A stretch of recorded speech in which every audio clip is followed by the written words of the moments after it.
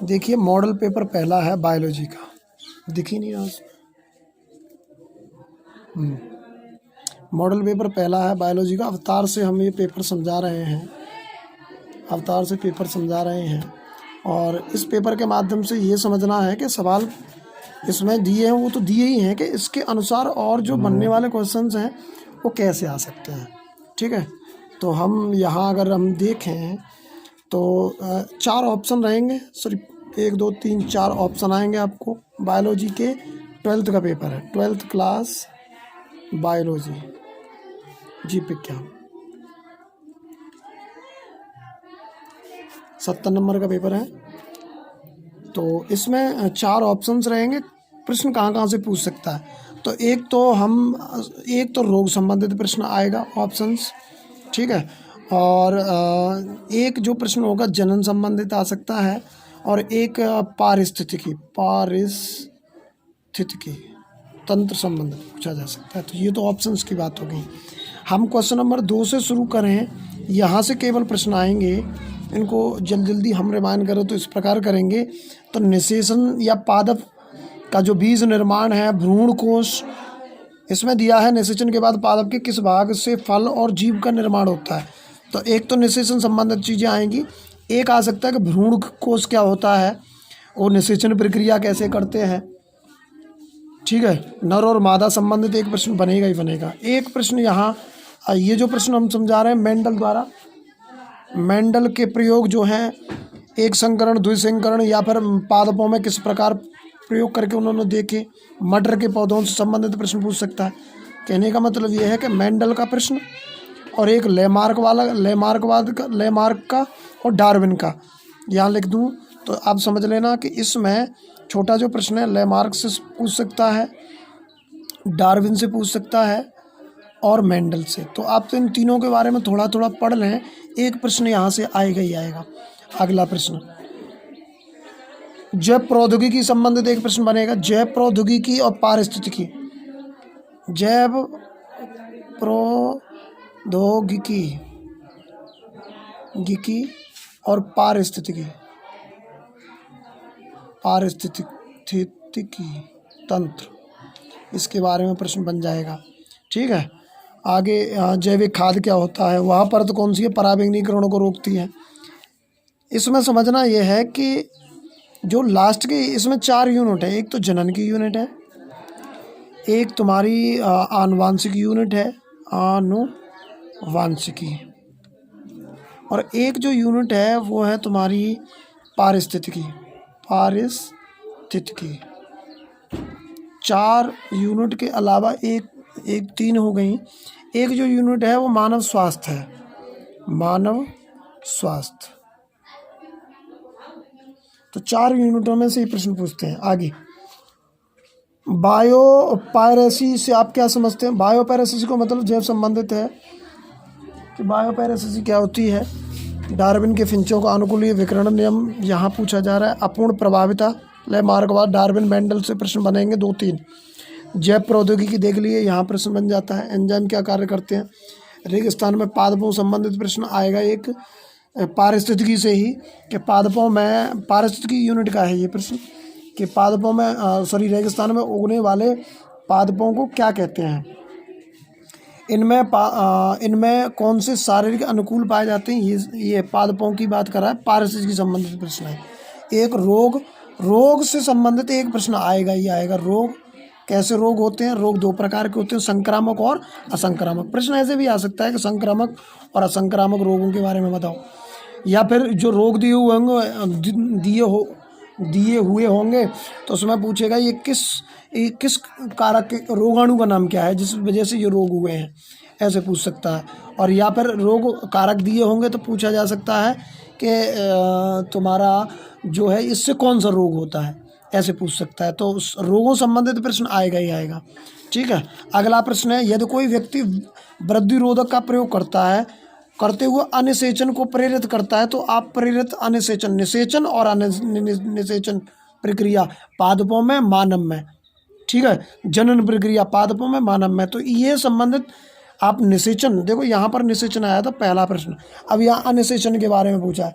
तो अनिषेचन है क्या, आप वो समझ लें, और फिर उसका व्यक्ति के परिवेश में क्या उपयोग है, ठीक है, वो समझ लेना है। और वृद्धिरोधक का प्रयोग क्यों करते हैं, फल, कौन से फल को चुनते हैं, आप ये समझ लो। तो अनिषेचन और निषेचन से एक प्रश्न आएगा। अच्छा, एक इम्पोर्टेंट बात यह है कि आप, अगर आप पर अनिषेचन के बारे में आप जानते हो या निषेचन के बारे में, तो संबंधित चीज़ जरूर लिखनी है एग्जाम में, छोड़ना नहीं है क्वेश्चन। अगर आपने क्वेश्चन छोड़ दिया तो फिर वहाँ दिक्कत हो सकती है, ठीक है, प्रश्न छोड़ना नहीं है। मिलर का प्रयोग पूछ सकता है, उन्होंने क्या निष्कर्ष निकाला पादपों में। डीएनए का प्रश्न आ सकता है, यहाँ दिया नहीं है तो मैं बताता हूँ। फसलों से यहाँ लिख दूँ तो देखिए आप, फसलों के बारे में आप पढ़ें, फसलों से एक प्रश्न आएगा ही आएगा। और एक जो प्रश्न है वो डीएनए आरएनए से प्रश्न पूछेगा। इसके बारे में थोड़ा डिटेल तो होनी चाहिए, संबंधित चीज़ जरूर लिखनी है आपको। इसके अलावा एक जो प्रश्न बनता है वो आनुवांशिकी क्या होता है, आनुवांशिकी क्या है, उस संबंधित प्रश्न पूछेगा आपसे। तो ये प्रश्न आने के चांसेस है। फिंगरप्रिंट का रोल किस में है, डीएनए में, आरएनए में। प्रोटीन्स का रोल कहाँ अदा करती है, अंतर क्या होता है। तो बस आपसे कहने का मतलब यही है कि डीएनए और आरएनए को आप पढ़ लें, डीएनए और आरएनए को आप क्या कर लें, थोड़ा सा पढ़ लें। और फसलें क्या होती हैं, फसलें कपास और तुम्हारा चावल, इन 2-3 और गेहूँ, इन फसलों से संबंधित पूछा जाएगा। ये किस प्रजाति की हैं, ठीक है, और इससे लाभ क्या है, कौन कौन सी चीज़ें हैं, ये संबंधित आपसे कोई या फसलों से संबंधित चीज़ें पढ़ लेनी है। आगे फसलों, तो यहाँ देखिए मिलर का प्रयोग कर रहे थे, मिलर का प्रयोग जो था पादपों से संबंधित है, एक बार आप पढ़ लें। जीएम फसलों का क्या लाभ है, क्या होती हैं, उनका लाभ क्या है फसलों से संबंधित। अभ्रमक ऑपिडस औषधियाँ क्या हैं, ये जो अभ्रमक हैं, जैसे जैसे मस्तिष्क संबंधित चीज़ें हैं ये, ठीक है, मस्तिष्क संबंधित ये औषधियाँ हैं कि ये क्या करती हैं, पीड़ाहारी, जो पीड़ा को, रोग निवारक, दर्द निवारक, कुछ औषधियों संबंधित प्रश्न आ सकते हैं, ठीक है। दवाइयों से एक प्रश्न बनेगा, दवाइयाँ का मतलब ये जो हैं, मस्तिष्क को जो रिलीफ देती हैं, वो सोने की जो दवाई हैं वो, है ना, पीड़ाहारी कोई भी एंटीबायोटिक दवाई हैं, ऐसा प्रश्न बनेगा एक दवाई से। तो मुख्य चीज़ें ध्यान दें। अगर आप 1 महीने भर पहले भी एग्ज़ाम की तैयारी करते हैं तो ये चीज़ें ध्यान दें। फसलों से एक प्रश्न आएगा, डीएनए आरएनए आनुवांशिकी से पूछेगा, जनन से एक प्रश्न पूछ सकता है, यहाँ लिख देता हूँ मैं, जनन से एक प्रश्न पूछेगा। कुछ पॉइंट्स हैं जिनके बारे में आप पढ़ने से ही, जनन, रोग, ये संबंधित चीज़ जरूर लिख लेनी है आप, ठीक है। तो ये चीज़ें आपको पूछेगा वो दवाइयों से। आगे चलते हैं। बाध्यता क्या है, स्त्रियों में बाध्यता के 4 लक्षण बताइए। ये जो है पिट्यूटरी ग्रंथि से संबंधित प्रश्न है, ग्रंथियों का आप देख लें। इसमें स्त्रियों की चीज़ों के बारे में पूछा है कि स्त्रियों में जो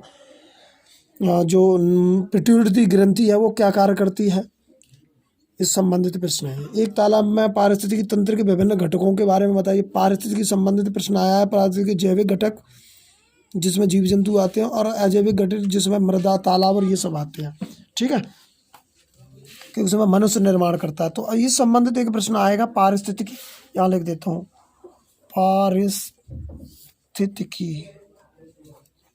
तंत्र। अगर आपको इनके बारे में 4 लाइन भी याद है ना, तो आप बहुत काम कर सकते हैं, पास हो जाओगे, ये दावा है, ठीक है। और 10-20 मिनट में हम तो इनके बारे में थोड़ा संबंधित ही बता सकते हैं, है ना, इतना ही हो सकता है। कुछ मोबाइल सिस्टम के भी अभाव हैं, क्योंकि सिस्टम ऐसा नहीं है कि जिसमें हम तुम्हें एकदम प्योर चीज़ दे दें। अगर पॉइंट वाइज हम कराएं तो उसमें पूरा समय लगता है ना। तो बस पेपर ही समझा रहे थे हम, तो पेपर ऐसे आता है। तुलनात्मक शारीरिक से विकास संबंधित एक प्रश्न मिलेगा, विकास, मानव विकास संबंधित एक प्रश्न मिलेगा, जनन विकास, ये विकास से संबंधित। आगे चलते हैं। मरोक्रमक अवस्थाएं क्या हैं, या फिर द्विपत्री पादपों संबंधित। द्विपत्री, एक पत्री, जैसे सरसों है द्विपत्री है, ऐसा द्विपत्री और एक पत्री आप पढ़ लें एक बार, ठीक है। संक्रामक समग्र रोगों को पढ़ लें। चिकित्सा में जैविक प्रौद्योगिकी, मैंने कहा था प्रौद्योगिकी से प्रश्न बनेगा, यहाँ बताया था, ये बताया था, ये प्रौद्योगिकी। तो एक और लिख ले पारिस्थितिकी के अलावा प्रौद्योगिकी। इसके इस 4-4 5-5 लाइन अगर इन पॉइंटों के बारे में पढ़ लेना, उसी से संबंधित चीज़ें पूछता है वो, ठीक है। कुछ सिद्धांत पढ़ लें, जैसे मिलर है, ठीक है, मिलर है, डार्विन है, डार्विन, लेमार्क और मेंडल, इन चारों में से मेंडल का तो आना ही आना है, एक प्रश्न समझ लो। मेंडल, लेमार्क और डार्विन, इन तीनों में से 2 के प्रश्न तो आएंगे ही आएंगे, ये निश्चित बात है, ठीक है। आगे चलें। चिकित्सा के क्षेत्र में ये बता दिया, जीवन की उत्पत्ति, ओके।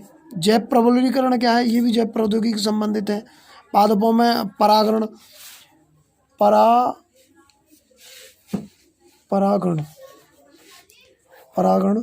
और देखो पादपों की बात चल रही है, किसकी, पादपों की, अंतिम प्रश्न करा रहे हैं हम, ठीक है। तो पादपों में परागण क्या होता है ना।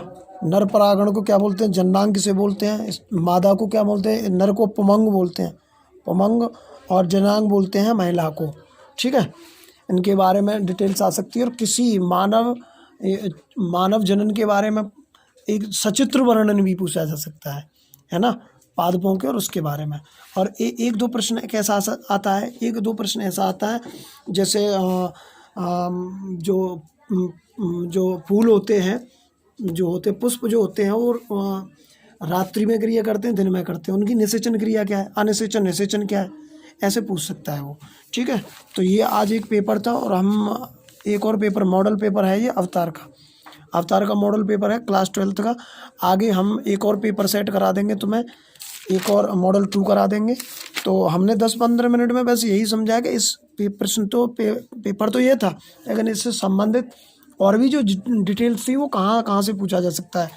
इम्पोर्टेंट चीज़ें ये हैं कि ये जो पॉइंट है, आनुवांशिकी, DNA, RNA, फसलें, जनन, पारिस्थितिकी तंत्र, प्रौद्योगिकी, जैव प्रौद्योगिकी, परागण और पादपों का ये जो क्रिया है, और ये जो डार्विनवाद, लेमार्क है ना, और मेंडल, ठीक है। तो और एक सचित्र वर्णन। तो ये जो 8-10 चीज़ें लिखी हैं, अगर इसके बारे में, अगर इनसे संबंधित आप क्या करते हैं, 4-4 लाइन भी पढ़ लेते हैं, कितनी लाइन, 4-4 5-5 लाइन, तो आप एग्ज़ाम में पास हो जाओगे, ये निश्चित है। ये 90% इस चीज़ की गारंटी है, संबंधित अगर कर लेते हो। एग्ज़ाम के टाइम की बात है, बात तो ये है कि आपको प्रत्येक पॉइंट के बारे में पढ़ना है, लेकिन हम तो मॉडल पेपर के माध्यम से 10-15 मिनट में आपको यही बता सकते हैं, ठीक है। पेपर का शेड्यूल यही रहता है, हालांकि प्रश्न में ये आया है, लेकिन इससे दूसरा भी संबंधित आ सकता है, ठीक है। तो धन्यवाद। और ऐसी चीज़ें हर दूसरे तीसरे दिन हाई स्कूल और क्लास 12th की चीज़ें साइंस से संबंधित आती रहेंगी आपको इस यूट्यूब के माध्यम से। रोज़ तो नहीं, 2-3 दिन बाद या रोज़ आती रहेंगी। धन्यवाद। लाइक करें, सब्सक्राइब कर दें।